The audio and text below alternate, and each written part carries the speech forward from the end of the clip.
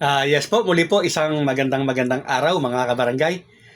Medyo wala po tayong nagawang content ngayon dahil busy po tayo sa pag-organisa po para sa isang malawakang pagtitipon po namin dito sa aming lugar para po sa kontra corruption. Yes po, ito po ay isang mapayapang pagtitipon at pero pagtuligsa po laban sa mga kurakot ng ating bayan. Muli po ang aking paulit-ulit po na paanyaya sa mga hindi pa po nakapag-subscribe sa aking channel. Kayo po ay ating malugod na inaanyayahan na mag-subscribe, pakiclick po ang notification bell at all para palagi po kayong updated sa ating mga videos. Paki-like and share naman po mga kabarangay. Yes po mga kabarangay, hanggang ngayon nga po ay wala pa rin tayong balita kung sumagot na nga po ba itong mga kinaukulan. Ano po? At yan nga po, nababalitaan namin o natin. Ginawa ko na ng content ito na ang inatasan po ng ating Pangulo para sagutin po yung komento dito po kay Atty. Makalintal at komento rin sa Liga ng mga Barangay. Ang inatasan po niya ang ating Solicitor General. Yes po, ang ating soldier po ang tumatayo o tatayong abogado po ng pamahalaan. Wala pa rin po tayong balita kung ano na po ang nangyayari. Ang nakakalungkot lamang po mga kabarangay, ito pong ilan sa mga gustong-gusto po na mapospon ang halalan ay natutuwa po o tuwang-tuwa dahil sa mga nangyayaring rally sa iba't ibang dako ng ating bansa.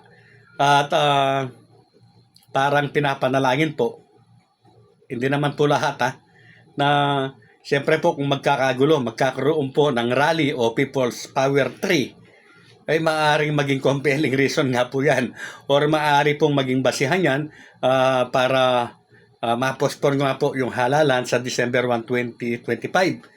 Sana po ay wag naman pong mangyari ito. Ano po, sa mga gusto pong ma-postpone ang halalan sa December 1, 2025, ay pwede naman po ninyong makamit yan ng mapayapa. Pwede na pong mangyari yan dahil nasa batas na po yan. Ang Republic Act 12232 po ay nagtatakda ng halalan sa December 1, sa November 2, 2026. Yes po, November 2, 2026. So wag naman po sanang ipanalangin natin o wag naman sana po na mangyari na magkakaroon ng malaking kaguluhan o malawakan, laganap nagulo sa ating bansa para lamang pumapos po ng December 1, 2025 mga kabarangay. Sana po ay wag baging ganyan yung pag-iisip po ng iilan o ng iba mga kabarangay. Natural lamang po na kung yan po ay magiging isang malawakang rally o kilos protesta na maglalagay po sa ating bansa sa kaguluhan, ay siyempre po magiging compelling reason yan na maaaring maging dahilan po para talagang tuloy-tuloy na po na ma-postpone yung December 1, 2025.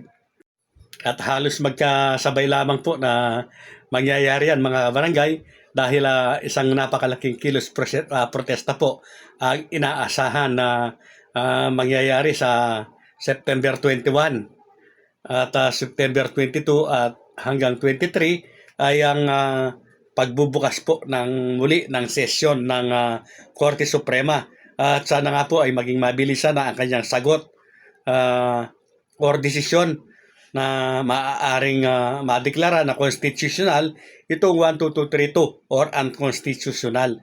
At ang mahirap po kasi mga kabarangay ay sakasakali po na madeklara nga na unconstitutional itong RA 12232 na ito pero mapopospon pa rin ang halalan sa December 1, 2025 due to technicality ay nakakasama po, nakakasakit po ng loob at magiging ikalawang beses na ito kung sakasakali na mangyayari nga.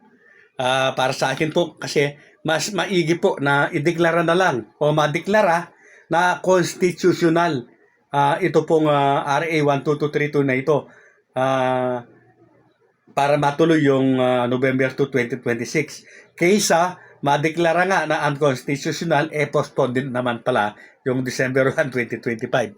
So sana po mga kabarangay ay maging fair ang maging hatol dito. At muli po, lagi kong pinapakiusap, ano man po ang maging hatol dyan, pabor man sa inyo o sa iba, sana po tanggapin natin ng maluwag sa ating dibdib. At muli po,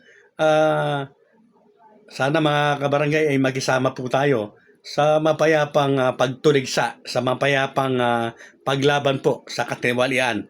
Yes po, tama na. Sobra na po yung pangungurakot po na ginagawa ng ating mga nanunungkulan. Ipakita po natin na tayo po ay galit na talaga sa mapayapang pamamaraan. Maraming salamat po.